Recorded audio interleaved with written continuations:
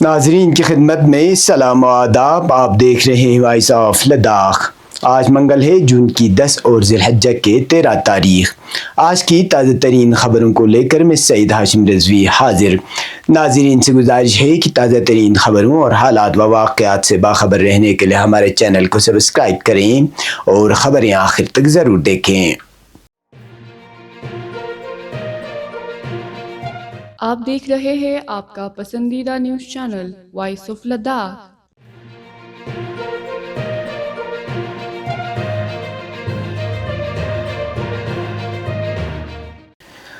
کرگل اور لیہ میں 10 سے 15 جون 2025 تک متوقع مرکزی انتظامی ٹریبونل CAT بینچ کی سرکٹ نشست کے پیش نظر محکمہ قانون و انصاف مرکزی زیر انتظام خطے لداخ کے ایڈمنسٹریٹو سیکرٹری شری ششیکانت بھگت کی صدارت میں آج ایک اہم اجلاس کا جائزہ لیا.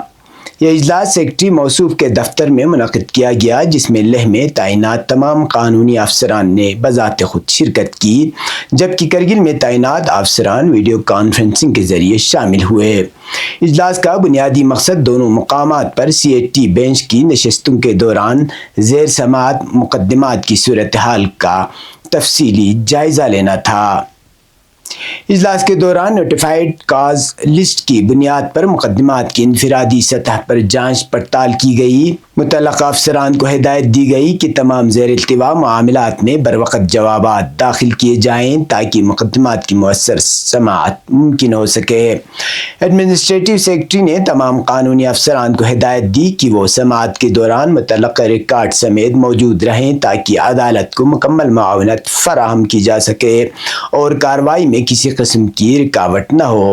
اجلاس کا اختتام اس بات پر زور دیتے ہوئے کیا گیا کہ تمام متعلقہ ادارے باہمی ہم آہنگی کے ساتھ کام کریں اور مقررہ وقت پر تمام کارروائیاں مکمل کریں تاکہ CAT بینچ کی سرکٹ نشست کے دوران مقدمات کا مؤثر اور منظم اندراج و فیصلہ یقینی بنایا جا سکے.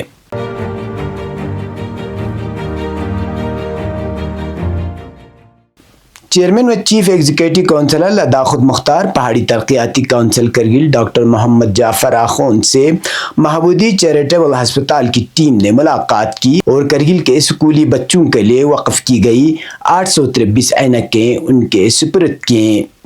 اس موقع پر ایگزیکٹو کونسلر برائے دیہی ترقیات engineer Phuntsok Tashi, councillor Shargol Mohammad Jawad, chief medical officer Kargil doctor Liaqat Ali Khan, Mahabodhi اسپتال کے ڈاکٹر یانچن ڈولما، ایڈمنسٹریٹر امان اللہ اور ایڈمنسٹریٹو آفیسر سمینہ ملک بھی موجود تھے.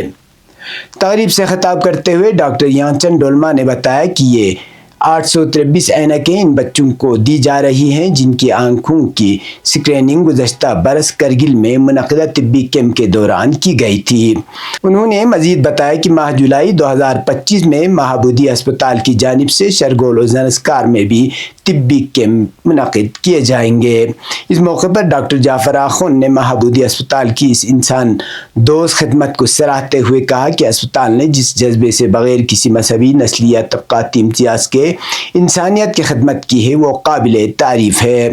انہوں نے اسپتال کی ٹیم سے اپیل کی کہ وہ اس جذبے کے تحت صحت کے شعبے میں اپنی خدمات جاری رکھیں اور انسانیت کی بے لوث خدمت پر ٹیم کو مبارکباد پیش کی.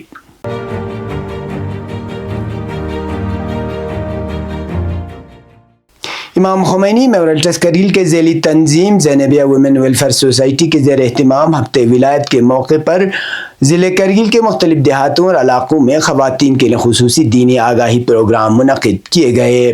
یہ پروگرام بغیر کسی پیشگی اعلان کے ترتیب دیے گئے، جن میں سوسائٹی کے اراکین نے مختلف علاقوں کا دورہ کر کے مقامی خواتین کو جمع کیا اور انہیں ولایت، امامت اور اہل بیت علیہ السلام کے فرامین اور واقع غدیر کی اہمیت سے روشناس کرایا. پروگراموں کے دوران شرعی مسائل اور روزمرہ زندگی میں پیش آنے والے دینی امور پر بھی خواتین کی رہنمائی کی گئی.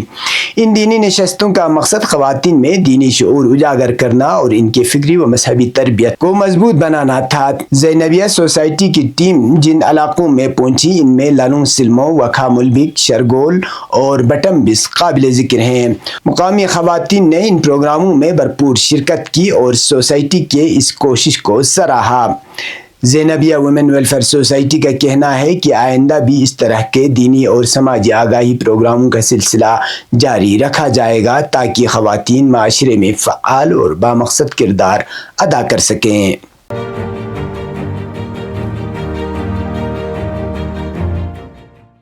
Government model middle school bathing میں ورلڈ فوڈ سیفٹی ڈے کے موقع پر انٹر اسکول فوڈ فیسٹیول کا انعقاد کیا گیا، جس میں 5 اسکولوں نے شرکت کی۔ طلباء نے 34 سے زائد روایتی لداخی پکوان کی نمائش کی۔ تقریب کے مہمان خصوصی چیف ایجوکیشن آفیسر سونم وانگچک تھے۔ مقابلے میں جی ایم ایس بیتھنگ نے پہلی، باغ خمینی نے دوسری اور شلکچے نے تیسری پوزیشن حاصل کی۔ سویٹ موم آف فیسٹیول 2025 کا اعزاز میسم عباس کی والدہ کو دیا گیا۔ اس موقع پر ماحولیاتی آگاہی پر مبنی ایک ڈرامہ بھی پیش کیا گیا۔ اختتام پر مہمانوں کو تحائف پیش کیے گئے اور طلباء میں انعامات تقسیم کیے گئے۔ اب پیش ہے قومی اور بین الاقوامی خبریں۔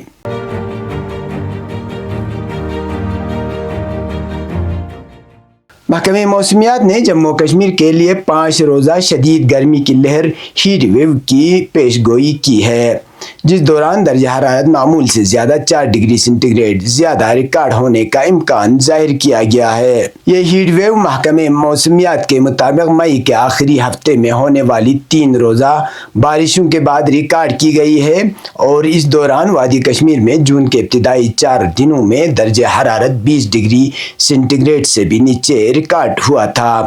رواں سال یہ جموں کشمیر میں دوسری ہیٹ ویو ہے۔ اس سے قبل مئی کے دوسرے ہفتے میں سری نگر سمیت وادی کے دیگر اضلاع میں درجہ حرارت 34 ڈگری اور جموں میں 23 مئی کو 41 ڈگری تک پہنچ گیا تھا۔ محکمہ موسمیات اور صحت کے ماہرین نے درجہ حرارت میں اچانک اضافے کو خطرناک قرار دیتے ہوئے عوام کو احتیاط برتنے، پانی زیادہ پینے اور دھوپ سے بچنے کا مشورہ دیا ہے۔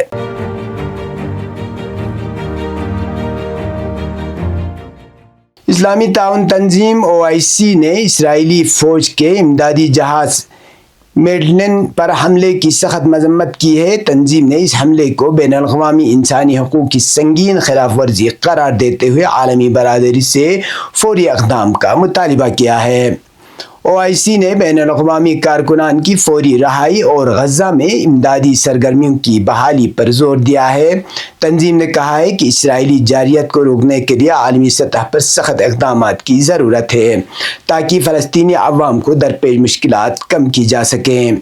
مزید برآں تنظیم نے انسانی حقوق کے کارکنان کے تحفظ کے لیے بین الاقوامی قوانین کے نفاذ پر زور دیا ہے اور اقوام متحدہ سمیت دیگر عالمی اداروں سے فوری مداخلت کی اپیل کی ہے۔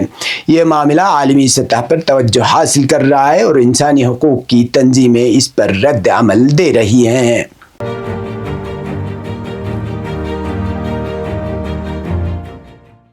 بحر عرب میں سنگاپور کے ایک کارگو جہاز میں آگ لگنے سے لاپتہ ہونے والے عملے کے 4 ارکان کا ابھی تک پتہ نہیں چل سکا ہے۔ ہندوستانی بحریہ نے عملے کے 22 میں سے 18 کو بچا لیا ہے۔ بچائے گئے اہلکاروں میں سے 5 زخمی ہوئے ہیں اور 2 کی حالت تشویشناک بتائی جاتی ہے۔ آپ کو بتا دیں کہ پیر کو کیرالہ کے کوزی کوڈ سے 72 ناٹیکل میل دور ایک کارگو جہاز میں اچانک زبردست آگ لگ گئی۔ بتایا جاتا ہے کہ جہاز میں رکھے گئے کنٹینرز پھٹ گئے۔ یہ جہاز کولمبو سے مہاراشٹر بندرگاہ جا رہا تھا۔ یہ تھی اب تک کی خبریں۔ اسی کے ساتھ مجھے اور میرے ساتھیوں کو دیجیے اجازت۔ اللہ حافظ۔